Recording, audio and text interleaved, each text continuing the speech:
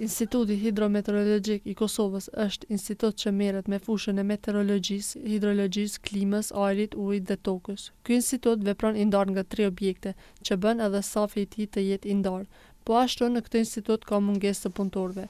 Drejtoresha e Institutit Hidrometeorologjik të Kosovës, Letafete Latifi, për Kosova Press bëri të ditur që ky institut ka nevojë për një objekt, por edhe për numër më të madh të punëtorëve. Kisha përmend se është mirë dhe është e nevojshme, jo vetëm mirë, po është e nevojshme që të investohet në një objekt për shkak se ndërtesa ku operojmë ne është shumë e vogël, nuk i plotson kushtet që duhet të ketë një institucion me veprimtari çfarë ne kemi dhe çfarë zhvillohet ne. Thotë është kërkesë e jonja e permanente që të ndërtohet një ndërtesë e cila do t'i plotësonte kushtet që kërkohen për veprimtarin tonë. Po ashtu kisha përmend edhe numri i punëtorëve. Është e nevojshme që të rritet edhe numri i punëtorëve, sepse kemi aktivitete shumë dhe numri i punëtorëve nuk është aq sa ka aktivitete. Drejtoresha Latifi tha se gjatë 2 viteve të fundit në institut është investuar edhe nga qeveria e Kosovës. Gjatë 2 viteve të fundit, fal investimeve të qeverisë, është renovuar rrjeti hidrometrik komplet dhe tash funksionojnë 27 stacione. Po ashtu ka pas investime të vogla, jo shumë investime të aq sa kërkon dhe sa është nevoja në pjesën e meteorologjisë, mirë po dhe ai sektor është prek gjatë këtij viti ka pas pak investime. Po ashtu kemi pas investime në sektorin e ajrit, të gjitha këto nga buxheti i shtetit, është bërë servisimi i disa analizerëve për monitorimin e cilësisë së ajrit. Do thotë është përmirësuar gjendja në rrjetin e monitorimit të ajrit. Për realizimin e aktiviteteve dhe përmbushjeve e detyrave ligjore, Instituti Hidrometeorologjik i Kosovës është i organizuar në sektor për monitorimin e meteorologjisë, klimës, hidrologjisë, monitorimit të ajrit, cilësisë së ujit dhe sektorit të monitorimit të cilësisë së tokës. Në sektorin e meteorologjisë, ky institut bën matjen e temperaturës, matjen e lagështisë së ajrit, matjen e diellosjes. Këtë e bëri të ditur Beqir Gashi, zyrtar i meteorologjisë në Institutin Hidrometeorologjik të Kosovës. Këtu për momentin gjendemi në vendin që quhet poligoni, ku i kemi edhe të vendosura pajisjet meteorologjike, të cilat na shërbejnë kryesisht për të bërë matje meteorologjike. Në shtëpisën e parë kemi të vendosura domethënë termografin dhe higrografin. Termografi që shërben për matjen e temperaturës në mënyrë grafikore dhe higrografin që shërben për matjen e lagështisë së ajrit.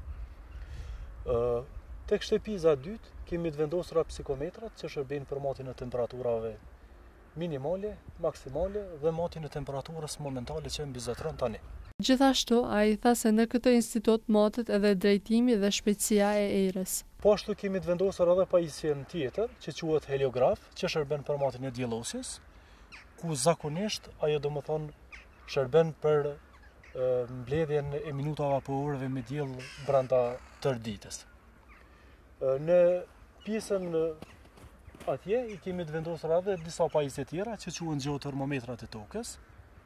Ato më tepër me domosdoshmë shërben kulturave bujqësore, se kur është momenti më ideal për mbjellje në kulturave të ndryshme. Po ashtu kemi të vendosur edhe shimocin.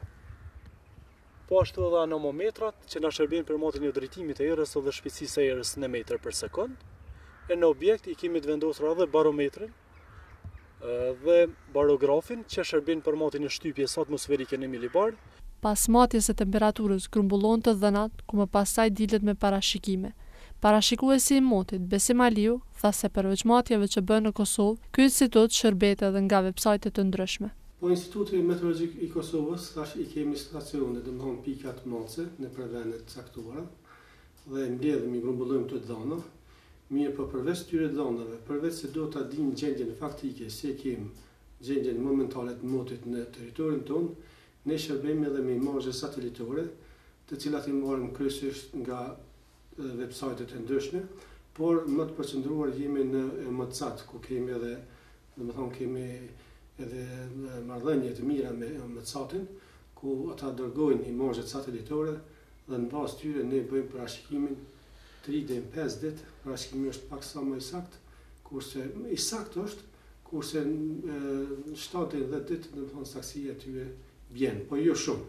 Domethënë dikon 90% jemi të saktë. Në kuadër të Institutit Hidrometeorologjik të Kosovës gjendet edhe laboratori për cilësinë e mjedisit ku bën analitikat e ujit, ajrit dhe tokës. Udhëheci i këtij laboratori, Agron Shala, tha se në këtë laborator kryesisht merren me monitorimin e ujrave sipërfaqësor në tërë territorin e Kosovës. Tash në laboratorin analitikës mjedisorë të Ministrisë Mjedisit, qëtësisht të Agjencionit për Mbrojtjen e Mjedisit, e cili gjen në Institutin Hidrometeorologjik të Kosovës.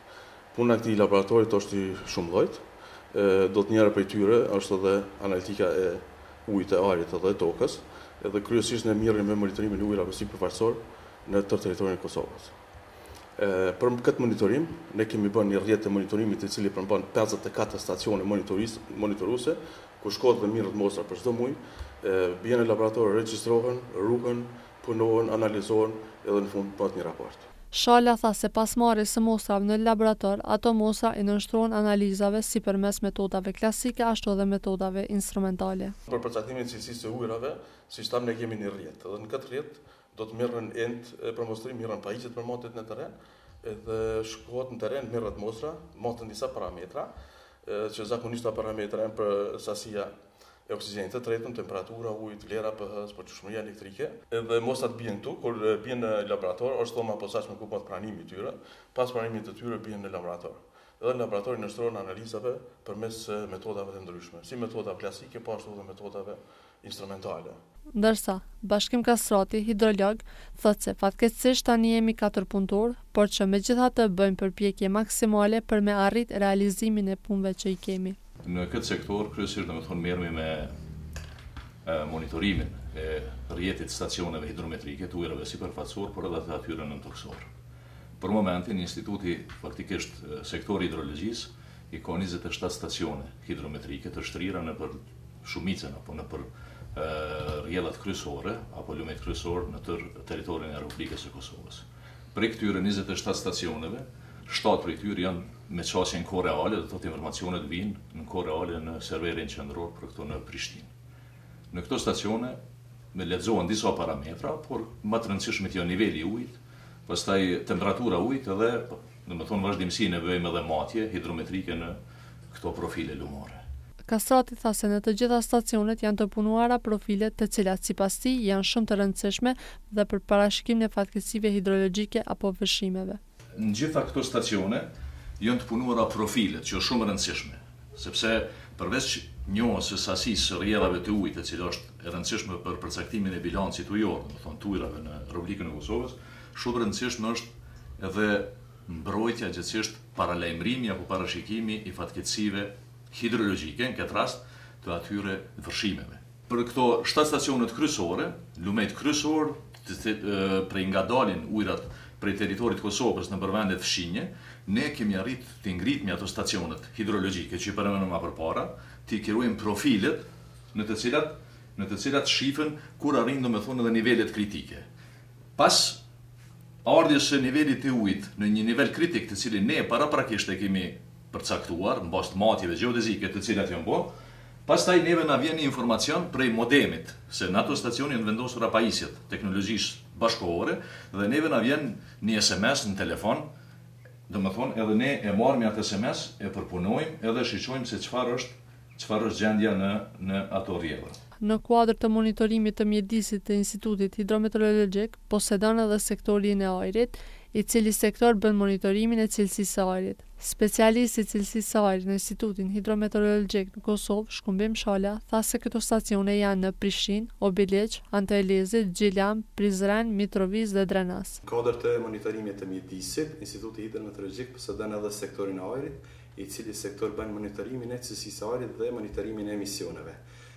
Sektori i ajrit posedon gjithsej 12 stacione statike dhe një stacion mobil. Këto stacione janë të shtrirë në gjithë domethënë hapësirën e Kosovës, në qendra kryesore të Kosovës.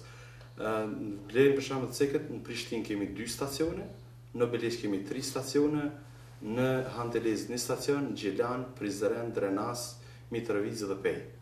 Ndërsa një stacion kemi mobil, varësisht prej kërkesave që vijnë nga Inspektorati i Ministrisë së Mjedisit, ne ata e dërgojmë për matje. Sipas tij, këto stacione monitorojnë parametrat që janë jetik për monitorimin e cilësisë së ajrit. Këto stacione monitorojnë kryesisht parametrat që janë jetik për monitorimin e cilësisë së ajrit, grimcat PM10 dhe 2.5, dioksidin e sulfit, monoksidin e karbonit, komponimet e azotit dhe ozonin.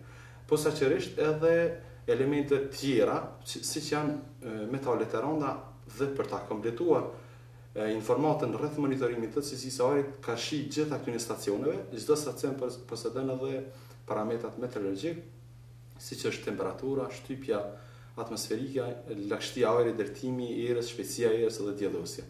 Rreshtet posaçërisht. Këto e rrumbullaksojnë domethënë monitorimin e cilësisë së ajrit për me pas një njohuri të besueshme do të ketë gjitha këta parametra që CECA të cilët këto stacione kanë. Veprimtaria e këtij instituti ka filluar që nga viti 1923 me matjet e para në fushën e hidrologjisë dhe më pas me 1926 filloi me matjen meteorologjike.